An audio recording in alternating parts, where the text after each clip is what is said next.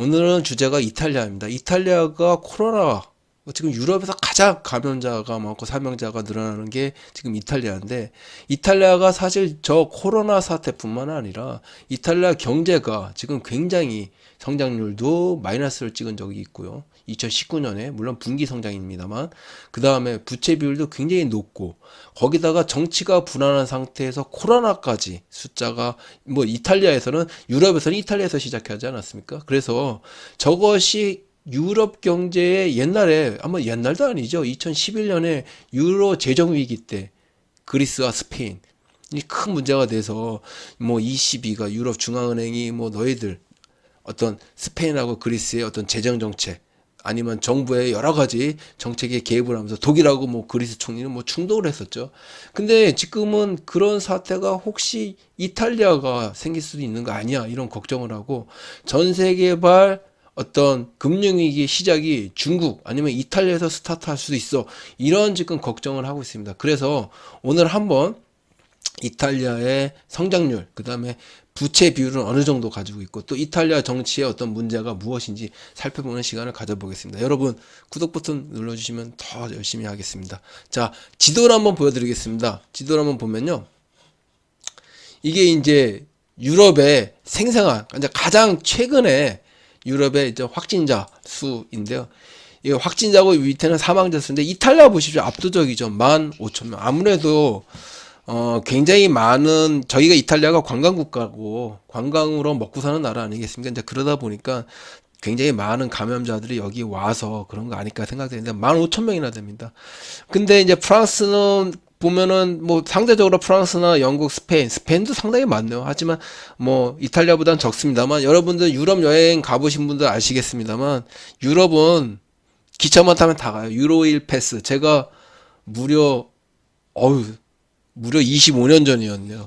유럽에 갔을 때 유레일 패스 하나 끄면 다 갑니다. 어디든지 다 갈 수 있어요. 국경이라는 의미가 없습니다. 그래서 이게 퍼지기 시작하면, 그렇지 않아도 유럽은 저성장, 그리고 중앙은행의 양적 완화, 마이너스 금리죠. 이것으로 늙어가는 유럽이 지금 사실은 세계 경제의 중심지는 아니지 않습니까? 그래서 뭐 영국이 브렉시트 한 이유도 EU 집행위원이, 사실은 저게 뭐 인종적인 어떤 뭐 이민 문제가 사회 문제로 돼서 언론에서 굉장히 많이 떠듭니다만, 사실 영국은 브렉시트를 한 여러 가지 이유가 있습니다만, 그 중에 하나가 뭐냐, 가장 아마 중요한 이유 중에 하나일 텐데, 영국은 EU 집행위원이 하는 여러 가지 너무나 많은 규제를, 일주일에 한 번씩 규제를 10개, 20개씩 보낸다는 거야, 따르라고. 예를 들면 뭐 창문 밖에 있는 새 집은 뭐 몇 센티미터 이상으로 지어야 돼, 뭐 이런 것을 규제하다 보니까, 야, 그런 거 하지 못하겠어. 우리는 아무래도 자유, 그죠, 시장 경제를 통해서 번영을 해온 나라인데, 그런 사회주의 정책 따르지 못하겠다라고 해서 나온 것도 굉장히 큽니다. 그죠? 오늘 얘기가 뭐 영국 브렉시트 얘기는 아닌데요. 이탈리아 보십시오. 이거 금방 퍼질 수가 있고요. 요거는 이제 또 하나는, 이탈리아 사태가 지금 얼마나 심각한지를 얘기해 주는데, 인구 1000명당 코로나 사망자 수는 뭐 이탈리아가 제일 많아요. 우리나라가 뭐 4등이네요. 낮네요, 우리나라가. 이탈리아나 이란이나 중국에 비하면 훨씬 낮습니다. 하여튼 이탈리아가 이렇게 많은 것이 굉장히 큰 문제가 되는 거 아니냐. 이탈리아 하면은 사실은 뭐 2000년 전 하면은 전 세계를 지배한 로마인, 그죠? 로마가 어떻게 세계를 지배했습니까? 뭐 여러분 시노노 나나미나 뭐 아니면 영국 작가가 쓴 책인데 제가 읽긴 읽었는데, 뭐 그죠? 로마사 1부, 2부 상하원으로 되어 있는 거 읽어보면, 뭐 적까지도 동화시키는, 그런 적을 동화시켜요. 뭐 그래서 뭐 옛날 역사학자, 그리스 역사가가 뭐 이런 얘기도 하지 않습니까? 로마인을 보면은, 로마가 그 5개 언덕 양치기들이 모여서, 거의 뭐 건달들이 옛날에 모여가지고 나라를 만들었는데, 로마인들 보면은 키도 크지 않고, 적국보다 문화가 발달되어 있지도 않고, 또 뭐 나라가 뭐 비옥하지도 않아. 그렇다고 문명이 발달하지도 않아, 그리스인들보다도. 근데 로마가 전 세계를 지배했다는 거야. 어떻게? 적까지도 동화시킬 수 있는 어떤 그런 포용력, 그죠? 그 다음에 굉장히 강한 군대를 가지고 있었죠. 그 다음에 유럽 그 로마의 원로원들은 굉장히, 그 귀족들이 나라를 위해서라면 자기 전 재산을 바쳐서라도 군대 동원해서 싸우러 가는, 그죠? 자기가 군대를 아예 만들어서 갑니다. 그런 어떤 노블리스 뭐 오블리주라고 하죠. 그런 정신이 있었기 때문에 로마가 전 세계 당시 전 세계죠. 유럽을 2000년간 지배해 왔었는데 지금 이탈리아 여러분들 가셔서 이탈리아 사람들이 로마인이라고 생각하시면 절대 아닙니다. 이탈리아는 지금 병들었죠. 자, 이탈리아의 경제 성장률을 한번 보여주겠습니다. 마이너스 성장이었다는 거 2018년에 떨어졌던 2019년에 그죠? 이거 보십시오. 야, 2018년이네요. 그러니까 그렇지 않아도 0%죠. 거기서 이렇게 한 번씩 떨어졌었다는 겁니다. 경제 성장률이. 그리고 자, 유럽의 경제 성장률을 보십시오. 유럽의 경제 성장률을 보면 2019년도 보면은 이탈리아가 가장 낮습니다. 1%, 0.6%. 그죠? 그리고 2020년에도 보면은 이건 예상이에요. 지금 보시면 전 세계 경제 성장률이 3.6%를 유지합니다. 그러니까 이 정도는 돼야 보통 선진국 같은 경우에는 그러니까 1에서 2% 정도 되고 개도국 쪽 같은 경우에는 한 4에서 5% 아무래도 선진국의 비중이 더 크니까 전체적으로 웨이트를 걸어서 확률을 아니죠 성장률을 낸다 그러면 보통 뭐 아주 빠르게 성장하는 나라들 같은 경우 5, 6, 7%까지도 하는 건데 우리나라도 사실 2%밖에 못했다면 사실 세계 경쟁률 평균도 못했다 이렇게 할 수 있는데 이탈리아 같은 경우에는 이게 예상치예요 2019년에. 근데 아까 보셨죠? 다시 이탈리아 이제 성장률을 보시면 2019년에도 또 마이너스로 떨어졌습니다. 이게 이탈리아입니다. 요 색깔이 그죠? 요 색깔이. 다른 나라 물론 유럽도 병들고 뭐 그렇다고 하지만 독일, 스페인 같은 경우에도 뭐 어찌됐건 간에 근데 유럽은 보면 경제 성장을 보면 좋지가 않아요. 그죠? 굉장히 낮습니다. 그죠? 그래서 이탈리아 경제를 한번 보시면 이탈리아 경제를 이렇게 한번 보시면 GDP 성장률이 2019년에 0.2%밖에 못 됐고 지금 2020년에 지금 1분기에 분명 뭐 마이너스였을 것 같습니다. 우리나라도 거의 마이너스가 나올 거예요. 물론 이제 이 데이터가 한 뭐 여러 가지 데이터를 다 모아야 되지 않겠습니까? 정부가 모으고 그것을 또 한번 전체적으로 리뷰를 해야 되겠습니다만 4월 정도에 나올 텐데 이탈리아는 무조건 마이너스라는 거죠. 저렇게 지금 심각한 타격을 받았으니까 지금 내수 뭐 거의 멈추지 않았을까? 여행, 항공, 운수 뭐 다 여행으로 먹고 사는 나라인데요. 저 나라가 그게 다 멈췄고 재정 적자 비율도 보십시오. 굉장히 이걸 줄이려고 굉장히 노력했을 겁니다. 왜냐면 유럽 그 통합에 저것을 3%로 줄여야 돼. 이하로 줄여야 돼라고 하는 약속이 되어 있거든요. 그래서 3%에서 줄이려고 굉장히 노력했는데 지금 같은 경우에 우리나라나 유럽, 우리나라나 미국, 뭐 영국도 마찬가지고 그리고 코로나 사태 때 경제를 다시 살리기 위해서 추경을 세우지 않습니까? 엄청난 양의 추경을 세워서 아마 돈을 쏟아붓는 정부 재정을 확대하는 정책을 할 텐데 이탈리아는 그것마저도 할 수가 없다는 거예요. 왜 이것을 더 3% 이하로 떨어뜨리면 안 됩니다. 그게 유럽의 정책을 한번 보실게요. 이걸 한번 보십시오. 유럽 통화 정책은 그러니까 통화 정책은 유럽 중앙은행이 하고 있죠. 지금 유럽의 정치 구조의 문제라고 하는 것은 항상 이 얘기가 여러 전부터 나왔습니다. 뭐냐면 통화 정책 그죠? 돈을 관리하고 돈을 얼마나 풀까 아니면 이자율을 어떻게 할까 하는 건 유럽 중앙은행이 유럽 집행위원회 하고 있는데 각 재정정책은 각 지방정부가 아니라 각 국가정부가 알아서 하는 거예요. 그러니까 국가정부가 그리스가 신용도가 올라가도 막 채권 발행해서 그걸로 막 흥청망청 쓰다가 부채 비율이 올라갔는데 그것을 중앙에서는 너가 약속으로는 몇 퍼센트 이하씩 맞춰야 돼. 재정 적자는 3% GDP의 3% 이하 이상을 쓰면 안 되고 적자는 나면 안 되고 그것은 전체적으로 전체 GDP의 60%에 너가 맞춰야 되라고 약속했는데 약속을 안 지켰을 때 할 수 있는 방법이 없어요. 탈퇴시키는 방법밖에 없어요. 그죠? 유럽이 탈퇴시키면 그렇지 않아도 브렉시트 그랬는데 그리스도 나가고 여러 나라에 나가면 유로라고 하는 게 없어지겠죠. 지금 보시면 이게 뭐 유럽 재정정책 준칙 안정성장 협약 뭐 SGP를 보면 재정적자는 국내 총생산의 3% 이내로 해야 된다는 그러니까 이탈리아 같은 경우에는 지금 이탈리아가 여러 가지 정책을 쓸 수 있는 수단이 별로 없다는 겁니다. 그죠? 아까 보셨잖아요. 지금 보시면